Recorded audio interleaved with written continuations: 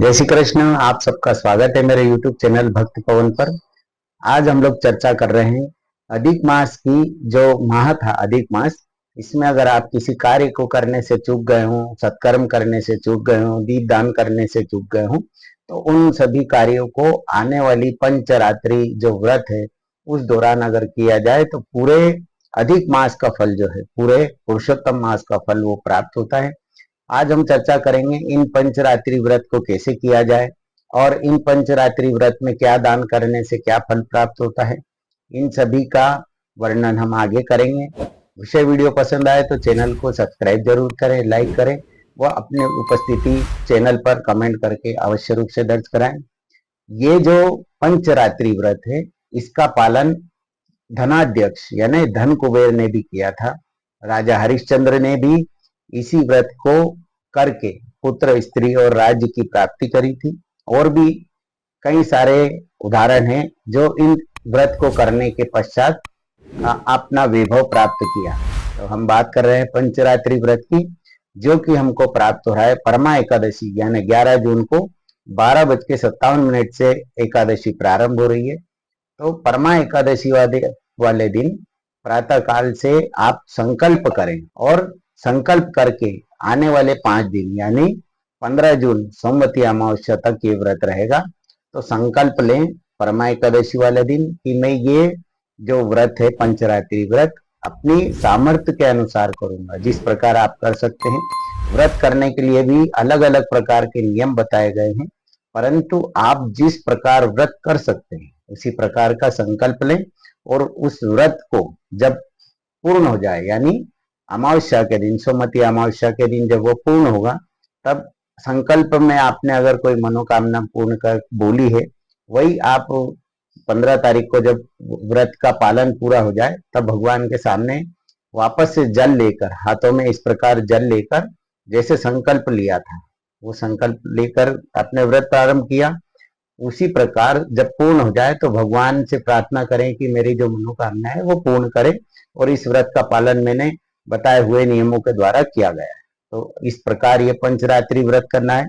विषय वीडियो को अंत तक देखें, आपको बहुत अच्छी चीजों की जानकारी प्राप्त होगी कि इस व्रत में क्या क्या कर सकते हैं और क्या क्या हम लोग प्राप्त कर सकते हैं। ये जो व्रत का नियम बताया गया है भगवान नारायण द्वारा नारद जी को बताया गया, फिर नारद जी द्वारा पृथ्वी पर शौनकादिक ऋषियों को बताया गया, फिर शौनकादिक ऋषियों ने अन्य ऋषियों को इस व्रत के विस्तार के लिए बताया। अब इस व्रत का जो विस्तार किया वो कौंडिल्य नामक ऋषि ने किया। कौंडिल्य नामक ऋषि ने सुमेधा, जो कि एक बहुत निर्धन ब्राह्मण थे, तो सुमेधा ब्राह्मण और उसकी पत्नी को निर्धनता और दरिद्रता को दूर करने के लिए इसका वर्णन किया है। इसका वर्णन पुरुषोत्तम मास की कथा के अध्याय में आता है, जहाँ पे हम लोग उसका वाचन करेंगे। और एकादशी की कथा के अंतर्गत मैंने इसका पूरा विवरण बताया है, जो कि मेरे चैनल पर उपलब्ध है। आप वहां जाकर परमा एकादशी का व्रत कथा का अवश्य श्रवण करें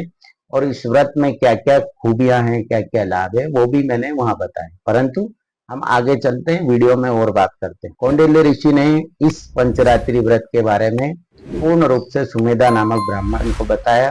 फिर उन्होंने इस व्रत का पालन करके वो कई वर्षों तक इस पृथ्वी पर रहे और धन धान्य से संपूर्ण वैभव पूर्ण होकर उन्होंने अपना जीवन व्यतीत किया। अब इस व्रत को किस प्रकार किया जाना चाहिए, इस व्रत में ऐसा बताया गया है कि आप निर्जला व्रत भी कर सकते हैं 5 दिनों तक संकल्प लेकर।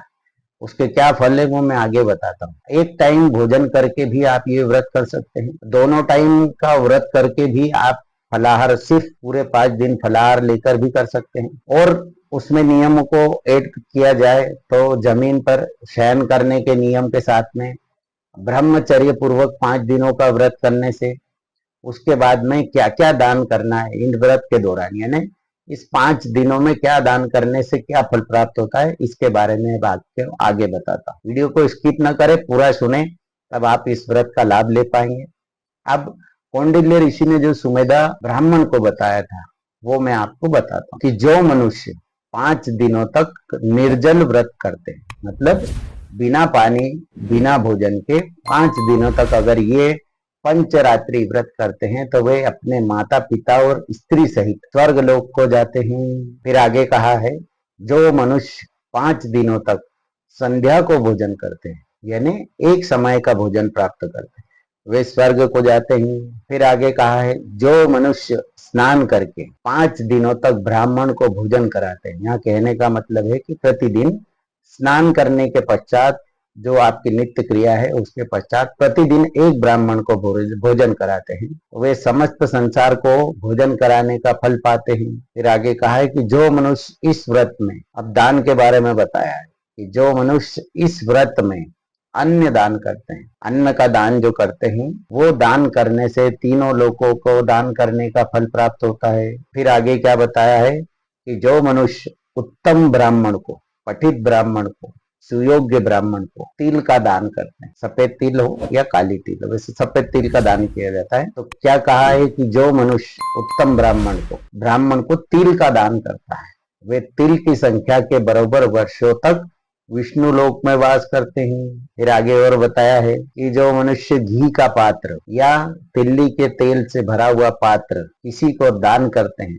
वह सूर्य लोक में जाते हैं। फिर उसके बाद कहा है कि जो मनुष्य मिट्टी के पात्र में यानी घड़े में जल भर के या और अन्य सामग्री भी भर के दान करते हैं, वो भी सूर्य लोक को जाते हैं। फिर जो मनुष्य 5 दिनों तक ब्रह्मचर्य पूर्वक रहकर अपना व्रत उपवास का पालन करते हैं, वे देवांगनाओं सहित स्वर्ग को जाते हैं। तो ये जो पूरा वर्णन मैंने किया है, क्या क्या करने से क्या क्या फल प्राप्त होता है, किस प्रकार व्रत करने से क्या मिलता है, किस प्रकार दान करने से आपको क्या फल की प्राप्ति होती है, ये दान करने से अवश्य रूप से सिद्धि और अंत में स्वर्ग की प्राप्ति होती है, ऐसा कौंडिल्य ऋषि ने सुमेधा नामक ब्राह्मण को बताया था। अब ये जो प्रक्रिया चली आ रही है, जैसे मैंने बताया कि भगवान नारायण ने नारद मुनि को कहा, नारद मुनि ने शौनकादिक ऋषियों को कहा, शौनकादिक ऋषियों ने अन्य ऋषियों को विस्तार करने के लिए बताया, तो ये वहां से चला आ रहा है।